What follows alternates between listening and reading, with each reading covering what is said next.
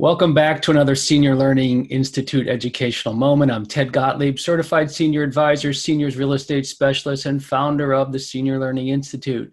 Imagine yourself as an empty nester. Your forever home has served you well, and it's time to downsize. Maybe it's to a smaller villa, a home, a condo, an apartment, or senior living community. The options are endless.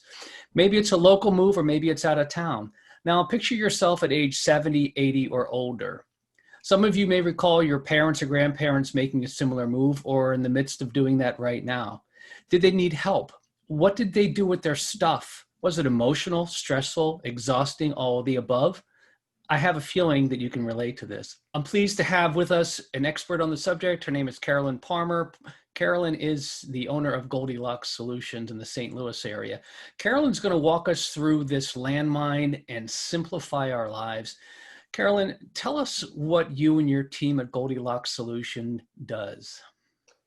We are a specialist in helping people either move to smaller spaces or stay at home and stay at home safely. We are the only certified senior move management company in the greater St. Louis area, which means that we're actually able to help in all different facets from I've decided to move to this community all the way to I'm working with my realtor to put it on the market. What do you need to do in order to get that certification? It is provided through a national association, and it's a lot of studying and about 7 or 8 classes in everything from hoarding, working in dementia, communities, health issues. And then we also had to document each of a long list of clients to show that we do this actual work. So all 6 of us got certified. Oh, wow, that's impressive. That's NASMM, N-A-S-M? NASMM. It's a great source for a lot of people in St. Louis or otherwise to find someone to help. So. Yeah, what's great too is that you have a network, a nationwide network as well. So if someone's moving out of town, you can connect with them. So that's awesome. We do the same thing with CSAs and also certified senior housing professionals. So it really makes sense to work with people that are pedigreed and experienced. So that's awesome. And that we've met, like you have, you actually know the people that you're referring someone to. Sure. Let's go back to the main concept of why. What are some of the common reasons that people decide to downsize? We hear often about upkeep, and you know that from being a realtor and specialist in working with seniors, that it's the maintenance. It's a new roof, an expense is coming up, or I have to get someone to mow the lawn, I got to pull the weeds and power wash and all of that. So that, upkeep can be a big reason. Some people want the lifestyle of a community. They just feel like they're rattling around in a house, so they want a smaller space. But a lot of times it's driven by health, and we love it when people make a decision to downsize before their health requires. They're in that in-between stage where they know that there's some health problems developing and they want to be in a place where they're safe and surrounded by other people. Yeah, absolutely. And in regard to the maintenance of the home, I see that quite frequently. And sometimes they either let it go because they don't see it, or they don't want to acknowledge it, or it's a budgetary issue, or sometimes they just assume that it's working well for them, it'll work well for everybody else, and they don't see beyond it. So a lot of the updating ends up not happening. And then ultimately what can happen is that the value of the home depreciates somewhat because of the overall condition. But I agree. I mean, we try to keep everybody at home as long as they possibly can and do so successfully. But, sometimes we find that, people want to be independent and live at home, but yet they're tied to their home and they don't leave their home and they're not socializing and they're not eating well and all those things. Mm-hmm. There's a lot of really, really good reasons to downsize. There's also a lot of really good reasons to stay put. What then are some of the roadblocks, assuming that someone's made that decision? I know it can be overwhelming. So let's talk about some of the things that get in the way of ultimately making that decision. Well, we hear from people, we might meet with people and they haven't made their decision and we see them a year later. And in between time, the deferral has been time, that they don't have time or they need their children to help them and their children don't have time. So that's often raised. The other thing is that they may not be able to decide Do I want to go to a condo or a community? What community, where do I want to live? Even do I need to move out of town to my kids? Fortunately, there are professionals that can really help with that decision making, and we do try to recommend that. But I would say that indecision, but it's really the biggest reason, and I would say in the majority of people I meet with, it's the stuff. They are immediately talking about, I'm going in basements all the time, and they all have their different level of explaining what they have down there, but they're almost, so stressed at looking around at things. So it's just easier to stay put than have to make decisions and have to give up control and all of that surrounds that big concept of stuff. Right. And I like how you had said that you do a lot of referrals to folks who can help them with getting their arms around where they're going to go and what they're going to do. You and I do the same thing. We have a handful of people that we know, like, and trust that provide free services to help people find communities if that's what they decide that they're going to do. So sometimes they're downsizing from their home, going to a senior living community, typically independent living, maybe assisted living, but oftentimes too, they're going to an apartment or moving in with a kid or something like that. So just like you, we've seen it all, but you really summarized it well by saying it's overwhelming, and that overwhelming feeling also often creates I call it a paralysis of sorts, and they don't want to make the move. So if that is indeed the case, and you're finally brought into the picture about, hey, we're going to do this, but we're overwhelmed, we don't know where to start. So my question to you is, where do you start? Typically you're starting opposite where they're starting. So I may be on a phone call with someone and they're telling me how they're trying to give things away and donating, and they're doing reverse sorting. And so I usually say, don't give away, don't throw away unless it's trash, don't donate anything till I get there. Then we go back and we focus on them. So when you start the process of sorting and what do you want to take and what are we keeping, what is going, it really cuts away from that overwhelmed nature.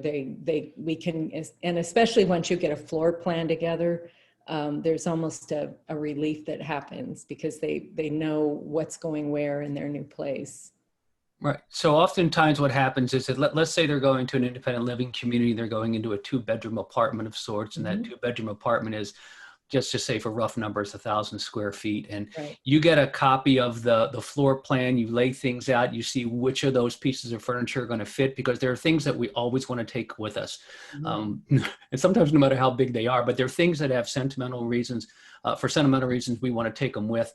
So I know you try to work those in and say, this will definitely go, this will fit, this won't fit. And then what happens if something is there that's dear to them that they want to pass along, or oftentimes family wants to get involved and they have favorite pieces? How do you go through that whole process of, I'll say, giving some of the things away that are not going to go with you, and then the whole strategy about, you have this out the door strategy, so liquidation and donation and tossing things. Talk to us about that.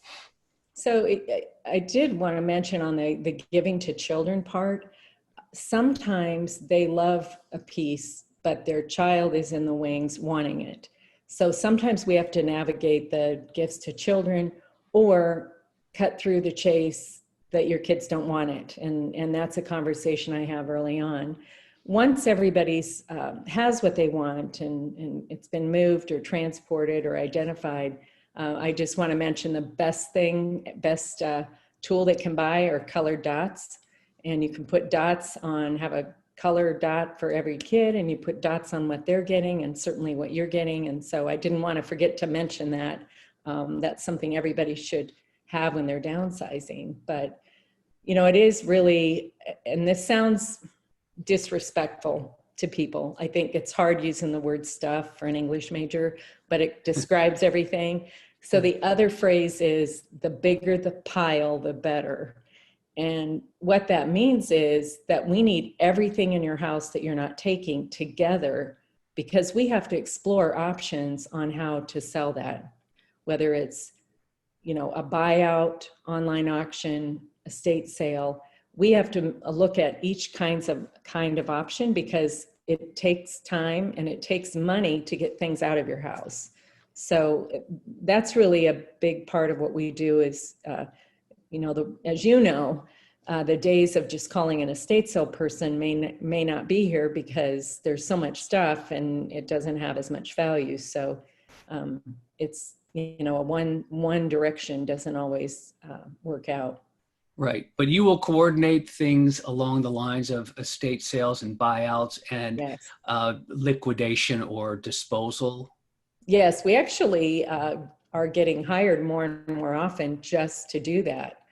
Even though people could do it themselves, it's just complicated, and they just want it done, and they need the house on the market. And so that's something we're just very skilled at. We have a lot of conversations about who's coming in to look at things. We actually have one auction company that's going to go to 2 different houses to take a look on the same day. So we're coordinating all the time, because you don't want to invest too much in that when it's $100 table, but it's the cost of getting things out of the house that's, you want to eliminate. If it Sure. doesn't get sold, then you're paying for it to go to charity, you're trying to consignment, you have to drive it, or you end up just getting rid of it. So that selling part is tricky, but we like it. We like it a lot. So Right. Yeah. And some people like the idea of having an estate sale, and maybe what you get through the estate sale will cover the cost of your move, or yep. even a little bit more pocket change, because the money's important. And there are other times too when things haven't sold. The idea of donating it to charities, your favorite charity, or to the veterans, or whatever it's going to be, also is something that can be quite satisfying. Yeah, and we've crossed paths on numerous different jobs where you and your team have been boxing things up, and whatever's going to go with, whatever's going to be donated, whatever's going to be I hate to say trashed, but trashed, all that. And it's really impressive in terms of how well organized you are, and how your team is. But you also help with the moving portion as well, do you not? We do. The mover you use, and we've all heard horror stories that somebody called someone out of the yellow pages, or asked their neighbor who had a truck, and things get ruined. If you're going into a community, the community's not happy if you have unprofessional movers that are banging the walls and everything. So we do help. We have a number of movers that we work with. They know us, we get their best team. But it's a matter of getting those estimates. And you can't get an estimate till you know what furniture is going, and generally how many boxes. But especially now, as you know, houses are being sold, people are moving. It's getting on the calendar. So during that sorting piece, we get the movers over, get estimates, and help our client make the best choice. Right. So a lot of the time we like to get started early, even though you're not planning on moving. For instance, I've got some clients right now that are moving into a brand new community. That move might be 4 months off, but we're talking about things about the floor plan and what's going to go with, and whether we're going to do an estate sale, and all of those things we're doing early. So there's less heroics that are needed at the tail end. And then we're also going in and we're helping them plan about selling the house. So all of the planning portion is great. And you also will go out, and move managers typically will go out without cost or obligation, just to get your eyes on what's going on, and provide some great services.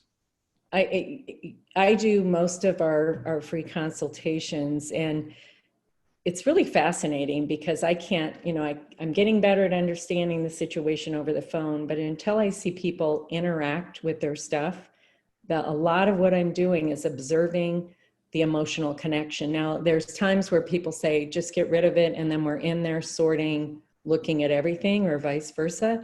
But we have certain questions we ask. I read people's faces, because that is the process that can take the most time. And so in that timeline, we've got to allocate that as well. You've got, with your designations and your certifications, your experience, you recognize that timeline, and know to bring people in early. And I think that helps so much when we can sort over a period of time. I mean, none of us can handle multiple hours in a basement making decisions, but for people that have lived there forever with that, it's exhausting. So, the earlier, even with us or on your own, you can start that process, the better. Right. So like most of us, we all earn a living doing what we do. And oftentimes I like to talk with folks about how it is that they also get paid because you have to keep the lights on. So could you give us a feel for how your services are priced? Is there a good, better, best? Is it based on the hour? How is it that you determine what it's going to cost someone to really help with this process? When we started our company 6 years ago, that was, there, people charge all different ways. And what we wanted was one simple fee structure. I came out of a financial services background, and when we could keep it understandable and repeatable, we didn't want something complicated where we would tell a client, well, if we're designing a floor plan, it's this much, but if we're in the basement sorting, it's this much. So we charge one fee for everything we're doing. The concept of the hourly rate, it's people sometimes get that confused between maybe a cleaning service. We're charging per person because they're in there each doing the same job. And if there's two people, they're going twice as much, but the cost is important to explain. What we've learned to do is a very detailed estimate, and we describe what each piece is, and we sit with our clients during the job. Some want it every day. Some just want to know where they are in time and cost, but we make sure they understand there's more packing because we did less sorting, those kinds of things. But simple is the way we've gone. And the estimate we do is an estimate. It's not a bid because, like I referenced, the emotional connection, I might not read that correctly. And I may estimate 15 hours of sorting, and it's 35 hours just going through the books, selecting out books to take. So that's why we estimate it, because there's a lot of emotional variables in these jobs. So does it often then really truly come down to an hourly rate? Yes, yes. It's all about the hourly rate, and we actually have a timekeeping system. So, we think it's important to be very transparent and for people to understand what they're being charged, but along the way, knowing how much it's costing. Um, we do not believe in someone getting a bill at the end. They pay a deposit of one half the estimate, but to get a bill at the end that is much bigger than the estimate, we don't want surprises in what people are spending their money on. We don't like it ourselves, and so we want to always be talking in a positive sense, but people appreciate knowing, what is this costing me? And if the job's expanded, well, how much more is it costing me? So I think with a lot of services, and this, there's really an ethical part of that when you're working with older adults, of having a fair way to charge, but also making sure it's understood. And that's why I think simple is better. And we do have a service agreement. We also work with a contract. I'm a lawyer, as you know, but I'm not a fan of lawyers' product. I think a lot of contracts have too much legalese. So we have a very understandable, simple contract that focus on what we're doing. And that's important too. And it doesn't even matter. It could be a small organizing job. Everybody signs a contract with us so that we have written commitments to them. Right. And that makes sense. You really want to know what you're getting yourself into. But that's why it's so important, as you mentioned, about, doing, having relationships with people that like, and trust. And that's what's so important. That's one of the, I have two soapboxes that I get on, and one of them is, making sure that we're working with people who we know, and we know are going to be fair and are not going to take advantage of folks, because it can be relatively easy to do that, and we just won't stand for it. So it's it's really, really important for everybody to really make sure that they know who it is that are providing these services, Right. and check references, and you check and make sure that they have insurance, and just make sure that you do your diligence. And obviously, you can always call me, and I can refer you. But Carolyn and her team do a really, really great job, and having the NASMM designation is really a value. And Ted, one of the things that I know you focus on is the ability for people to learn and understand who you are from your website. Mhm. And that is a growing place of focus, especially if kids are checking out for mom and dad. Right. So, our website is very robust. You can see who our people are. You generally could trust us from our website, but we want people to do as much knowing of us even before I arrive. And we focused a lot on COVID as well. And there's a pop-up policy on our website because we've had kids hire us. In part, they're worried about that. Who's coming into mom and dad's house? Right.